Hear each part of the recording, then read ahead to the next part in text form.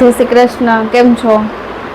હા, અરે બાપા, મારી ચેષ્ટા ઈ જ કરે. આખો દી માથે ચડીને આમ નાચતી હોય છે. એમાંય જો હમણાં વેકેશન પડશે ને એટલે તો પૂરું, ઘરમાં કાંઈ હરખું નહીં રહેવા દે. હા, એમ પાછી ડાય કોઈ દી હામું ન બોલે હો. જમવામાં જે તમે બનાવી દો ની હાલે, કોઈ દી રાડું નહીં પાડવાની, એવા કોઈ ફન નહીં અમારે. હા, એમ પાછું લેસન કરવું એને જરાય ન ગમે. લેસન કરાવવું ને એટલે બાપા આમ મગજ ઉપર બરફ રાખવો પડે, નકર મારા હાથથી તો એકાદી અડી જ જાય એને. હા, લેસન કરવામાં જ જોર પડે. અને સ્કૂલેથી આપ થાય. સ્કૂલવાળાને ક્યાં જોવું છે? કલકો આવડે છે, એક બગડો આવડે, એક તગડો આવડે, કાંઈ નહીં.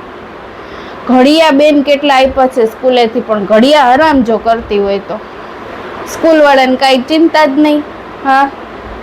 હા બસ સારું, હાલો ત્યારે આવજો. મારે એને છે ને કાલનું હોમવર્ક કરાવવાનું છે, અને પાછું કંઈક આપ્યું છે પેપરનું લખવાનું. પ્રોજેક્ટ તો આપણે જ કરવાના હોય ને, સ્કૂલવાળા જ ખાલી દઈ દઈએ. એને હું પ્રોજેક્ટમાં તંબુરો ખબર પડે? અરે બાપા, હું તો પ્રોજેક્ટ કરીને થાકી ગઈ બે બેનુંના. એ બેને તો હું કાંઈ કરું ને, ફોન ને ટેબ ને બસ. હા સારું, હાલો આવજો ત્યારે. પ્રોજેક્ટ કરવા મારે હજી વસ્તુ લેવા જઈશ, હજી એનોય ખર્ચો થાય.